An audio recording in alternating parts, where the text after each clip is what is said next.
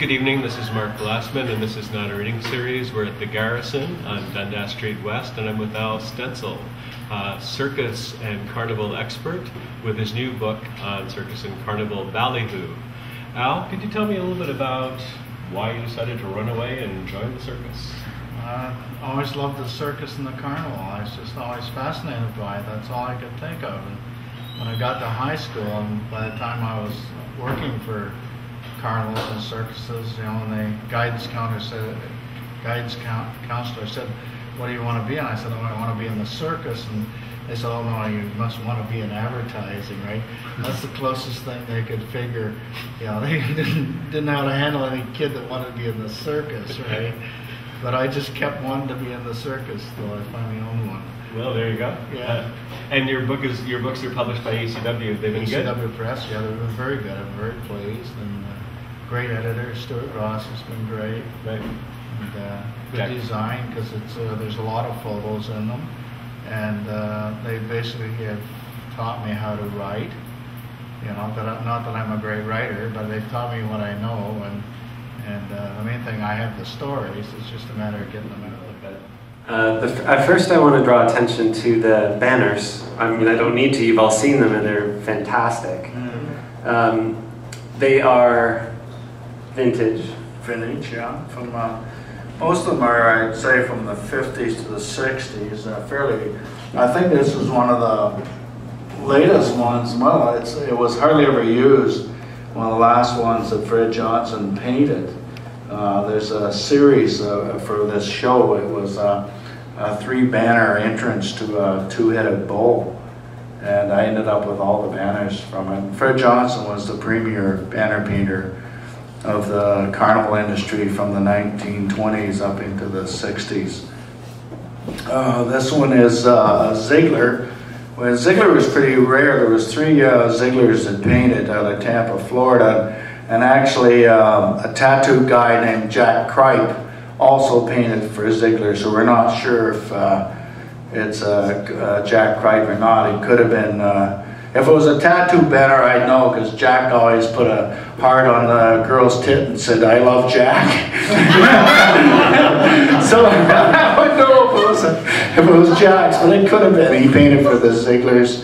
My first night on a carnival was a full-time job. I arrived in Kingston, Ontario, with a bus with my little brown suitcase, and go over and find the office, and they take me over to this.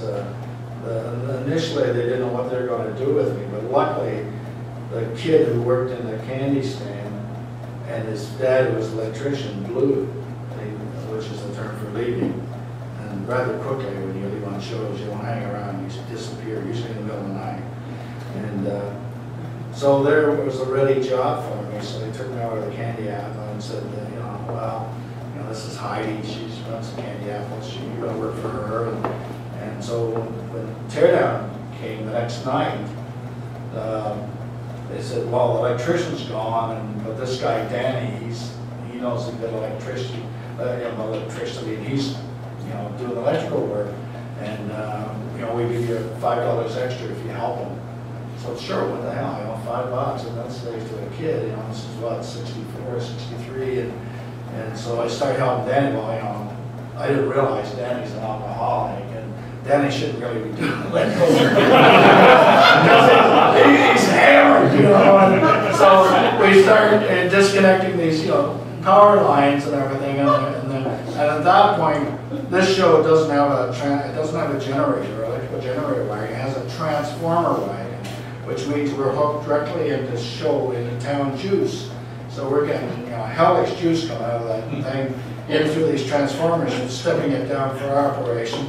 And from those transformers, we've got 8 lines running out to the various departments in the carnival. So we start working on, and these junction boxes are wooden with metal, and you open them up, and there's bars in there, and all the current is running through those bars. And the wires have 3 splits on them, and they're supposed to be bolted in there, but in a lot of places to save time, in the old days, the carnies would just put them in with candy apple sticks. Stick them in there, right? So, and the secret was that when you disconnect stuff, you sort of work backwards. So we're going along, and as the stuff comes down, you know, you disconnect it, and they leave the lights on the rides to dismantle them as long as possible. So we're trying to leave the lights as long as we can on the rides, but we're trying to get the joints, the concessions out of the way because they're coming down quicker.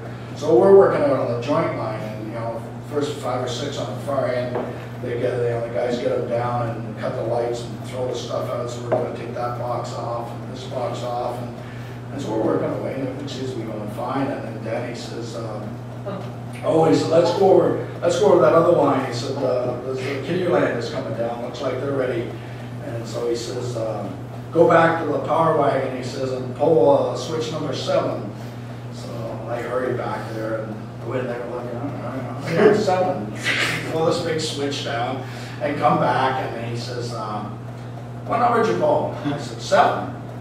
Is that the number I told you? I said, yeah. You sure? I think it was 5. I said, no, it was 7. You told me 7. I pulled 7. Oh, 5. He said, well, he said, oh, don't worry. I said, I'll go back. He said, don't worry about it. He says, look, he said, hold this end of this wire. So I hold this end of this wire, and the next thing I know, I'm about 35 feet away, right? And I can't see, right?